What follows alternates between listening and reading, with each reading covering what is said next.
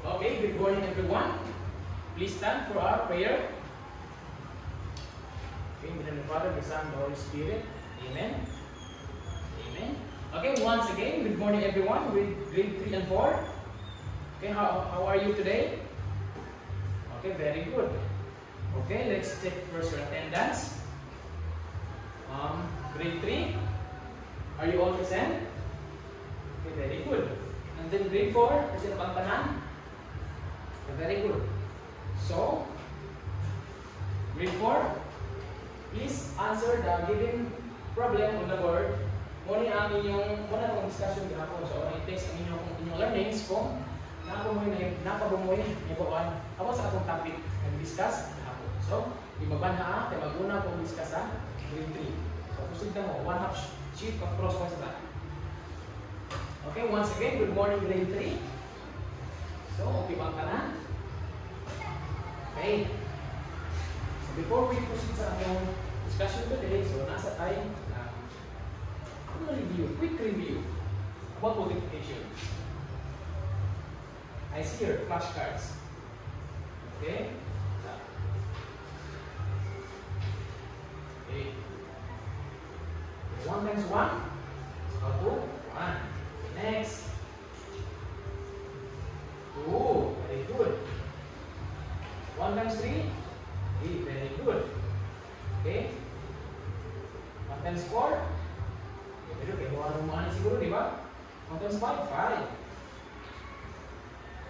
Okay, 6, sakto mo.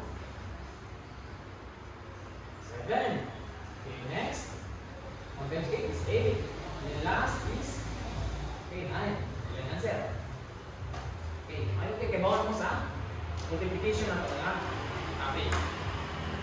Now, before we proceed sa atong topic today, is nato word problem ang ginagawa na. Para ma-predict niyo kung unsa jud ang atong topic ang magawa. About kami sa multiplication, pero na yung quiz. Na siya ay gamay nga di ko ang tinuga. Okay, read everyone. Okay, if there are 15 apples in one basket, how many apples are there in 4 baskets? So, kung naa ko rin 15 apples sa usa ka basket, pila kuno apples kung upat na kabasket. So, nag-gets niyo mga bata, so ang 15 i-multiply sa 4. So, ang 15 na upaton. Diba? So, 15 plus 15 plus 15 plus 15 is equal to 60. So, diba? Ang 15 i-multiply sa 4. So, kung sa inyong idea, sa atong topic ang malawa. Sa inyong idea. So, atong topic is multiplying 2 digit or 3 digit by a 1 digit number or a multiplier. So, what is the explanation? Paminaw ha? As the board. So, nakoy example na niya yan dams. 2 digit or 3 digit number. The multiply sila sa 1 digit multiplier. Okay. First example, kami now. 23 times 4 is equal to 92. Kami now, I said, kung yung sa pagkaon 92, so una na itong i-multiply is ang 3 o 4. Okay, so 4 times 3 is equal to 12. Then ang 12, i-bring down ang 2, i-carry ang 1. Naman. Para, i-proceed na itong putudaan mag-class. Kaya man pwede kung ituman kung butang 12 na ni, manumbra ka ng answer. Di ba? Butang ito, butang ito, 12 na ni. That 4 times 2 is 8. So, 812 na ang answer. Naka-23 times 4 naman ha. So, sobra ang answer. So, ang 23 ka upat to, kilala. O, 22 ang answer. 812 kung i-double yung butang 12 na ni, butang 12. Kung ang i-bring down ang first digit, ay i-bring down ang second digit, which is katong 2 sa 12, then i-carry 1 ang 1 digit sa 12 and sa second digit sa multiplican. Nag-gets ba? Kaya ko pusita sa next. 4 times 2 is equal to 8. Ano na 9? Is 9, 1. I-plus ang 8 sa 1. Kaya mo na i-carry sa 12. Kung na 92 ang answer. So 23 times 4 is equal to Ito. Gets? Madali ka? Okay, next example is 3 digit na. So same na ako, di ba? Bring down the carry. So 124 times 3. So, una. So 3 times 4 is equal to 12 hapon. Then, carry ang 1 is 2. Tuma, tidak niya. Ano sa sunod? Tingnan mo yung sunod. Second digit. Okay, next is 3 times 2 is equal to 6. Ano 1? I-add. So 6 plus 1 is equal to 7. 7. Then 3 times 1, last digit na is 3. So kung ang answer sa 124 times 3 is equal to 372. Gets ba? Okay? So ito sa akong next na activity which is guided practice. So, balik na ni class. Guided practice. So, provide na kung answer daan ha.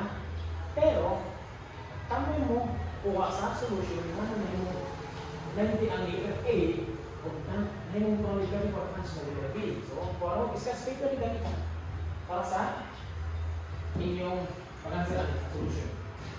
Okay, tagaan mo 3 minutes. Dali na ako na namin sulitan na example kung sa diagram again. Grade 4, Pilumra, Muhammad Cancer, di mabana. Okay, kumana ba mo? Okay. Kasi yung ganahan mo answer sa letter A. Okay, ikaw, C. Sa letter B. Okay, ikaw. Okay, very good. So, sakto ba ang ilang answer? Sakto ba? So 45 times 2 then so sakto ba ang answer? 45 times 2 is equal to 19. Diba? 2 times 5 is equal to 10. Ang 1, carry ang 1 sa ibabaw sa 4. Then 2 times 4 is equal to 8. Then plus 1, 90. So very good. Ang number 2, 4. Okay, very good. Kanina din po sa atong discussion kumanaw. So, karon sa ating group activity. Okay, group activity ha. Ang i-divide into 4 groups. So, kaya group 1, group 2, group 3, nakamang group 4 last. And then, kada grupo, ito ni ansiran. Hindi ba ka given problem. And then, i-present niyo sa board ang inyong answer with the explanation of the solution. So, i-present niyo sa board, inyong i-present ang inyong answer apil ang solution. I-explain niyo kung inyong sa inyo pagkuha ang answer sa 67 times 8 o 79 times 7. Nakuha ba ninyo mga bata? Okay, proceed. Tagaan mo 5 minutes. Baliw na kung kinabangan mo na.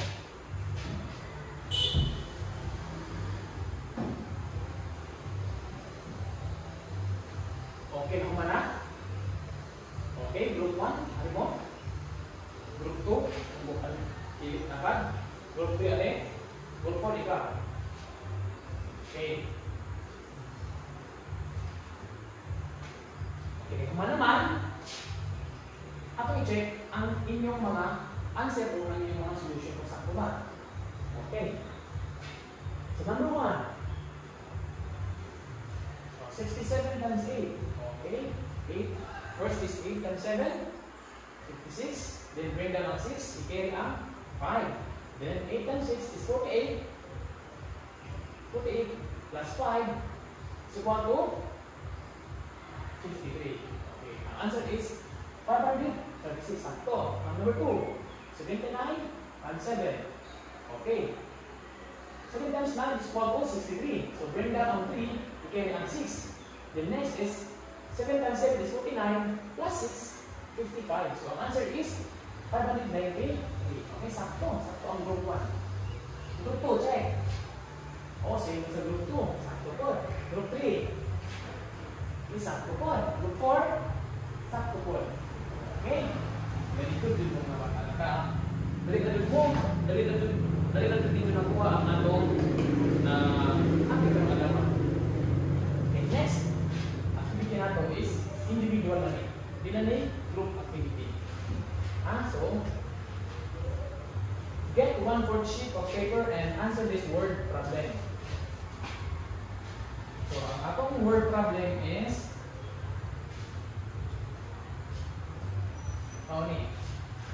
Nina has 132 flowers. She puts the same number of flowers in 3 vases.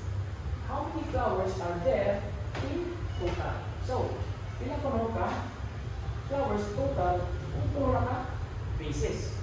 Kaya yun ang problem is sabihin na puno na may 132 flowers. She puts the same number of flowers in 3 vases. The same is put pareha ka number. So, sa group, vase, unang vase, ipagka mga vase, ito mga vase, 132. So, ilan ka flowers na kung total. 132, i-multiply sa 3. May kagano na ako, 10 minutes. Okay, grade 4. Second answer sa number 1. Number 2. Number 3. Deposit.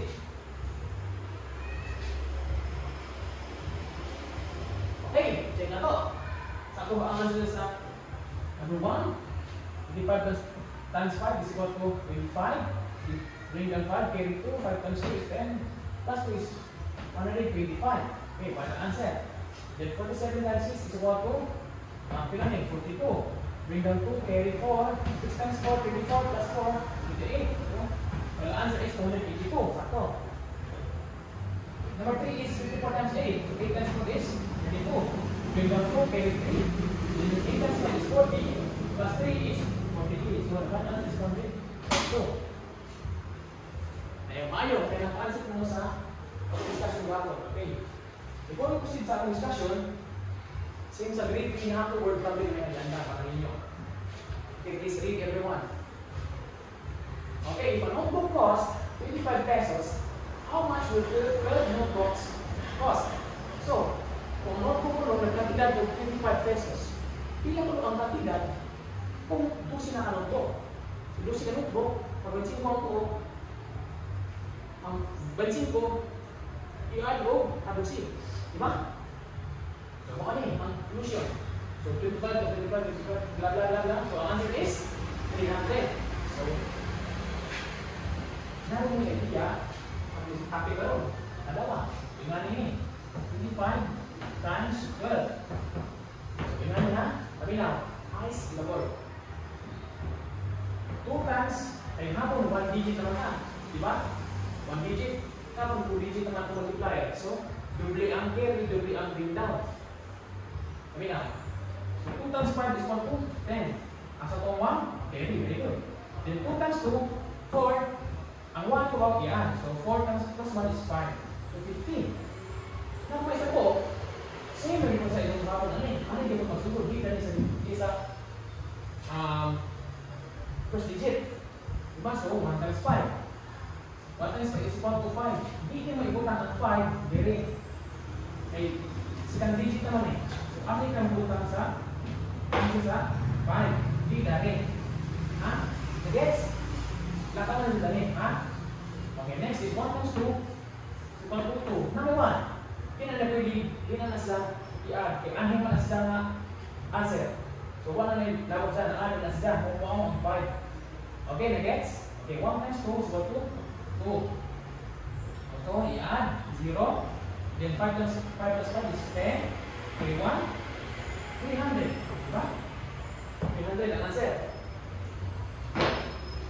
Atong practical mandawa is multiplying a 3-digit number by a 2-digit number or multiplier.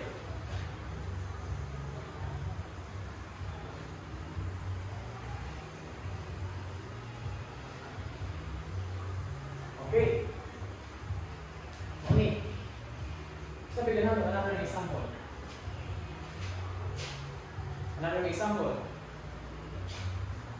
Okay. 25 times yes.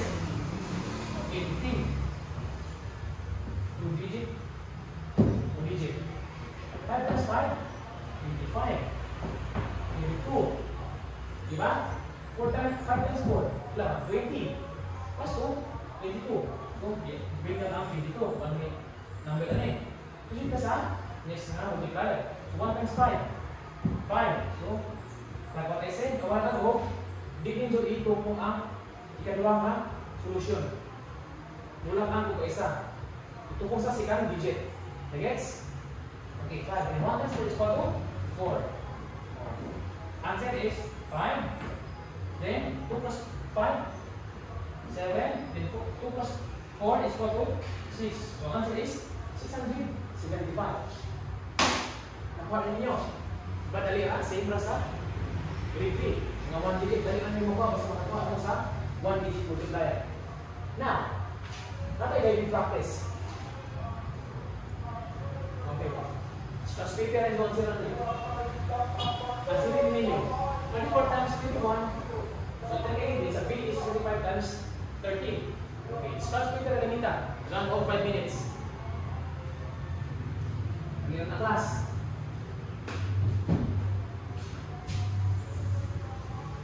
Di mabana, grade 3, kumana. Okay.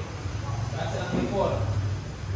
Sabot mo di mabana, grade 3. Mana? Okay, kasi ganahan mo sa letter A. Ikaw. Letter B. Ikaw. C. No, chok.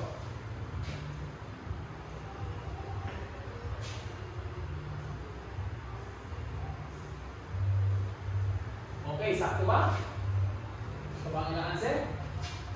So, 24 times 21. 1 times 4 equal to 4. 1 times 2 is 3. 2 times 4 is equal to 8. And 2 times is equal to 6. So the final answer is 4. 3 plus 8 is 11. 3 1, 7. So 14. Next, 25 times 13. So 3 times 5, 15. 3 times 5, 3 1. 3 times 4, 12. 3 1. Yan, very good. So 13. Next na, multiply. 1 times 5 is equal to 5. 1 times 4, 4. Okay. 5, 8, 5. So the final answer is 485. Apa na? Badali ka? Multiplying digit by a 2-digit number or multiplier. Badali ka? Now, kasi ka sa akong group activity. Nakoy, hindi lang na malinaw word problem para sa inyong activity. Ha? Malinaw. Number 1, lies the word.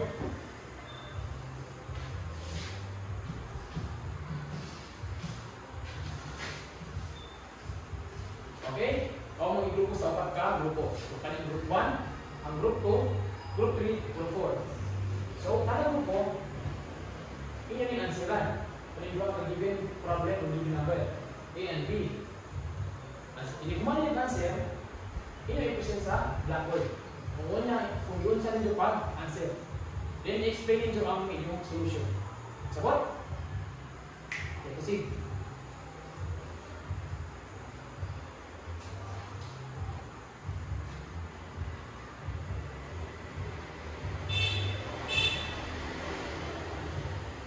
Okay, gumana mo? Okay, group 1, i-present ang inyong answer. Group 2, hapan mo.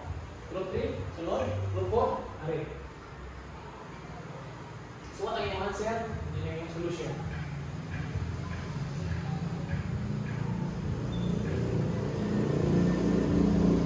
Okay, let's check. So, group 1. Saan ko ba ang inyong answer? So, it's 56 times 23. Okay.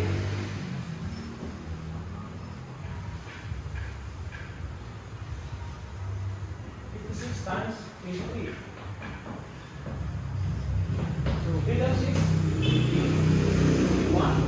16, 12, 31, 10, 11. Ako ba nga sa group 1? 56 times 23 is equal to 1,488. Sakto. Sakto ang solution. Number 2. 72 times 14. 8. Gila. 28. 2. 7. 8. 10. 21. 10. Sakto ba ang answer? 1,008? Okay, sakto. Sa group 2. Same na. Sakto yung hapon. Group 3. 1,088. 1,008. Sakto po. Sa group 4. Same rin ako sa answer. Okay, very good. Kinakuha ninyo ang atong discussion ng alam. Yung sila pag-answer ang dali ko sa class. Kaya nag-answer galing mo sa 1 digit, 2 digit, dali ka, di ba? Tapos ita sa word problem. So kani, individual na ni. Hindi na mo magginabang na eh. So, hindi na ninyo sa individual. Word problem din ha?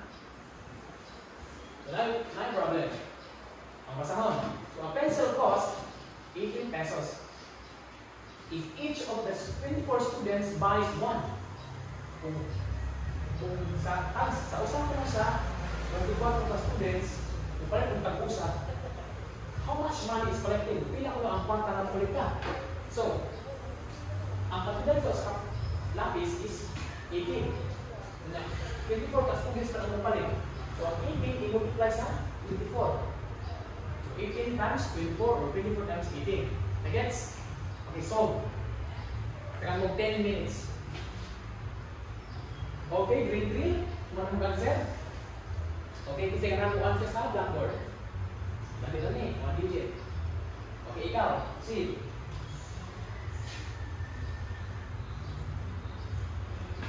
Okay, sakto ba? Okay. So, 132 times 3. So, 6, 9, 3. Ang answer is 396. Very good. Now, may kasabot ko mo sa ating discussion. Ang alawa, yung sa pagkuha ang answer sa 2 and 3 digit number multiplied by 1 digit number, proceed na sa proceed na tayo sa itong evaluation. Okay. So, get 1/2 sheet of crosswise para sa itong evaluation class. And, kapihan eh, kanya answer eh. 1/2 sheet of crosswise ha? Copy and answer. Ako lang solution. Okay. Grade 4, mana mo? Okay, isa ka naman mo answer sa blackboard. Okay, ikaw. Proceed.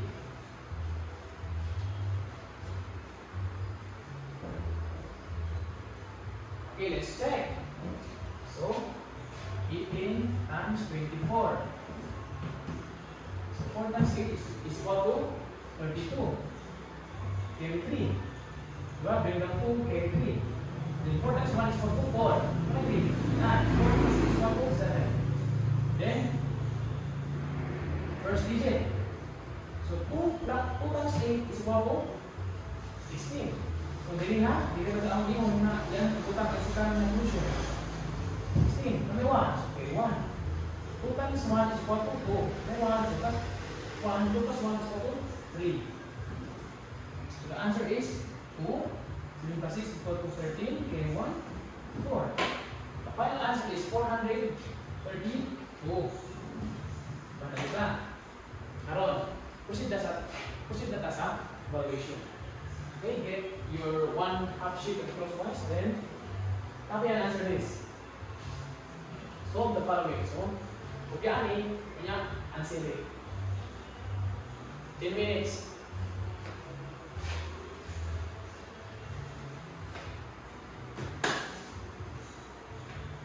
Okay, grade 3. Kung ano po answer. Okay, please pass your paper in front.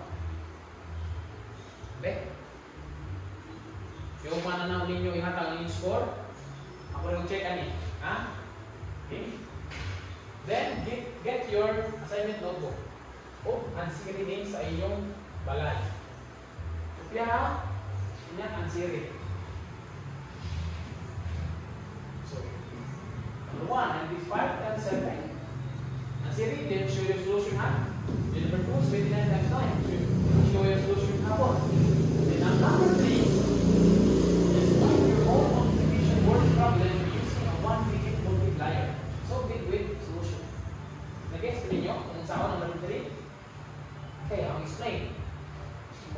ko na mo, kung inyong kagalingon na word problem sa maani.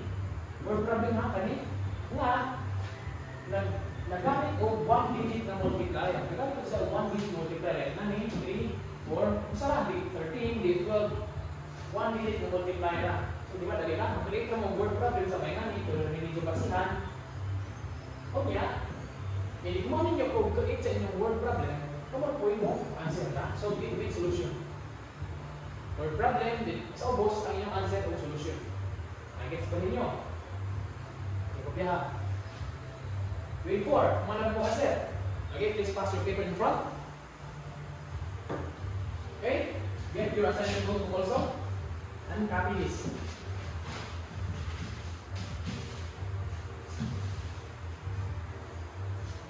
Okay, your assignment, solve at home. So, letter A, 63 times 15. Then, letter B is 24 times 18.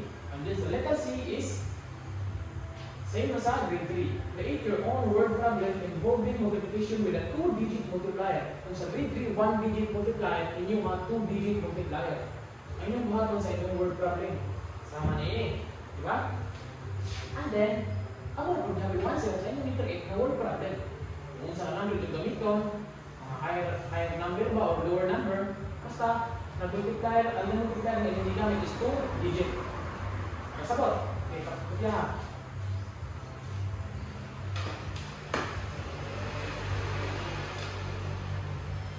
Grade 3, mana mo copy? Okay. Grade 4? Very good. Okay, that ends our discussion today, grade 3 and 4. And everyone, please stand for our closing prayer. In the name of the Father, and the Son, and the Holy Spirit. Amen. Praise be the name of our Lord Jesus Christ, now and forever. Amen. So, in the name of the Father, and the Son, and the Holy Spirit. Amen. Goodbye, class, and thank you.